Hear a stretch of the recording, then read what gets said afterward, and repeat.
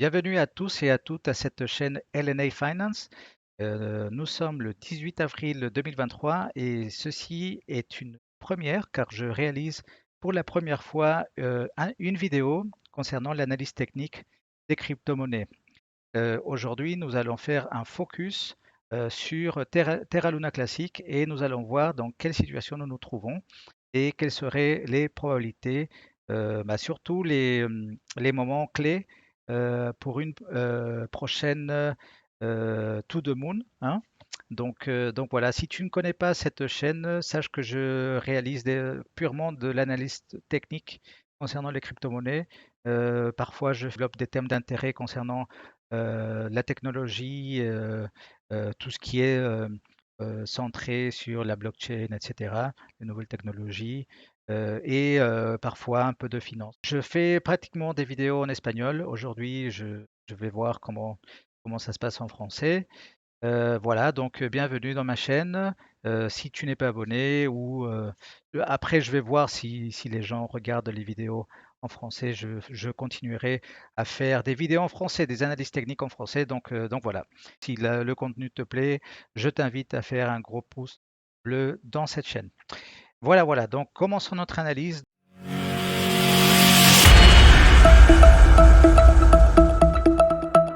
Donc, j'utilise TradingView pour mes analyses et j'utilise principalement l'indicateur d'Ishimoku que je t'expliquerai au fur et à mesure en quoi consiste cet indicateur qui est à mon sens la plus complète dans les indicateurs qu'on peut trouver dans les plateformes de trading. Donc j'utilise l'unité, actuellement je suis sur l'unité hebdomadaire. Donc qu'est-ce qu'on voit ici? Alors désolé pour tous les traits, mes petits dessins, j'ai déjà beaucoup avancé en espagnol.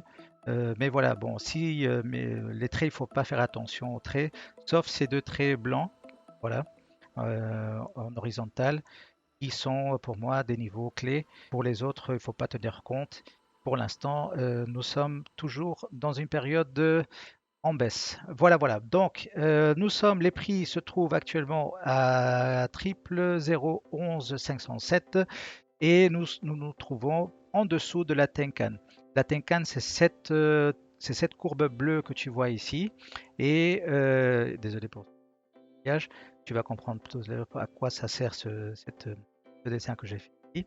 Donc nous nous trouvons en dessous, bien en dessous de la Tenkan et bien en dessous aussi de la Kijun, qui est cette courbe rouge que tu peux voir ici, qui se trouve actuellement à 00018 523.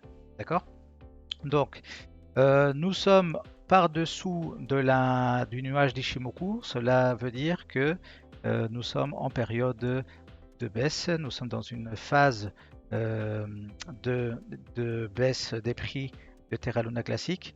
Et pour comprendre un peu qu'est-ce qui va se passer ou qu'est-ce qui pourrait se passer dans les jours à venir, je vais aller chercher euh, l'unité de temps journalière. Et voilà, voilà nous sommes maintenant dans l'unité de temps daily. Et maintenant, on peut comprendre un peu mieux ce que j'ai dessiné ici. Donc, qu'est-ce que j'ai dessiné ici? J'ai dessiné un petit rond. Donc, c'est un point d'attention où les prix pourront peut-être, je dis bien peut-être, pourront venir essayer ou tenter de passer le nuage d'Ishimoku. Une fois les prix seront au-dessus du nuage d'Ishimoku, nous considérons que nous sommes dans une phase haussière. D'accord? Tant que nous nous trouvons en dessous du nuage d'Ishimoku, nous considérons que nous sommes toujours dans une phase baissière. D'accord? Et entre les deux, il y a le nuage d'Ishimoku. Le nuage d'Ishimoku veut dire que les prix retrouvent leur équilibre. D'accord? Bon, maintenant, ce qu'il faut savoir, c'est que quand il y a presque, c'est pas une règle, d'accord? Personne ne sait ce qui va se passer, mais on a des indicateurs qui nous aident à nous donner une meilleure visibilité de ce qui pourrait se passer dans les jours à venir. Donc, quand je reprends, quand il y a des angles qui se forment presque en angle droit, d'accord, comme ici, c'est là où il y a ce jour, donc ici il indique c'est le 21 avril. Donc le 21 avril ou peut-être avant, le 20, entre le 20 et le 21, on pourra être confronté à des mouvements très très brusques du prix de Terra Luna Classic. Ceci s'applique aussi dans tous les autres actifs financiers comme les cryptos ou autres, où il y aura un mouvement très très brusque. Alors, étant donné que nous sommes déjà très éloignés ou bien éloignés du nuage, on pourrait penser, sûr que je dis encore, on pourrait penser ou attendre que ce soit un mouvement à la hausse. D'accord. Nous avons aussi d'autres indicateurs, comme par exemple ces bandes bleues que tu vois ici. Ces bandes bleues représentent les bandes de Bollinger. Les bandes de Bollinger nous indiquent ici, comme tu peux le voir, on peut observer que les bandes viennent comprimer les prix, viennent faire une pression très forte sur les prix et prochainement, personne ne peut savoir quand, mais prochainement, on peut espérer à un mouvement très très brusque pour venir soit casser les bandes vers le haut ou vers le bas. D'accord. Donc, espérons si le 20 ou entre le 20, 21 et 22, on sera déjà, je pense, je l'espère, dans quel sens ce mouvement va se faire.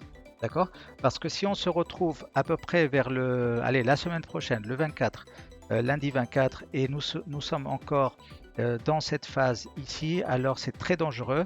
Nous pourrons venir, je vais essayer voilà, nous pourrons venir chercher d'autres niveaux, comme par exemple réessayer encore une fois, comme tu peux le voir ici, essayer les niveaux de 0,40, 38. Voilà, donc faut attendre, faut être patient et surtout, si tu n'as pas pris de position, moi j'attendrai. Ce n'est pas un conseil, hein, mais moi si j'avais pas de Terra Luna classique et en sachant ceci, moi j'attendrai voir qu'est-ce qui se passe, si à la hausse ou à la baisse.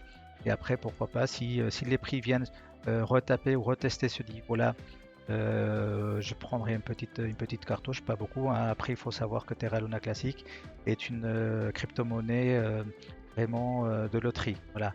Je ne vais pas développer son histoire maintenant, mais voilà, il faut vraiment rester très très prudent et surtout attendre et si jamais tu veux entrer, tu n'as pas de Terra Luna Classic et tu essayes de rentrer, bien soit peut-être mettre une petite cartouche vers ces niveaux-là et puis cartoucher en moyennant à la baisse, quoi. Donc pas faire un all-in ici ou là, quoi. Donc essayer de répartir ces cartouches à la baisse très tranquillement, d'accord. On n'est pas pressé avec Terra Luna Classic, donc voilà.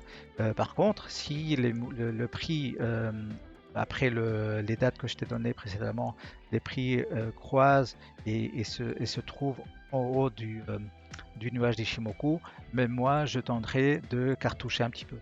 Voilà, un petit peu. Voilà. Qu'est-ce que je peux te dire? Bah écoute, si ça t'a servi, si cette vidéo t'a plu, si le contenu t'a plu, je t'invite à t'abonner et je verrai.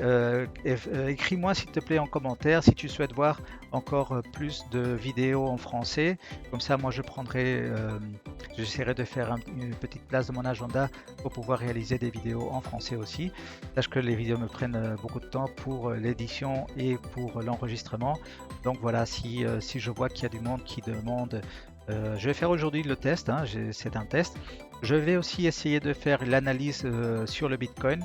En espagnol, je vais la faire maintenant. Et aussi, je vais essayer, si j'ai le temps, de le faire en français. Donc voilà, je te remercie beaucoup et prends soin de toi. À bientôt.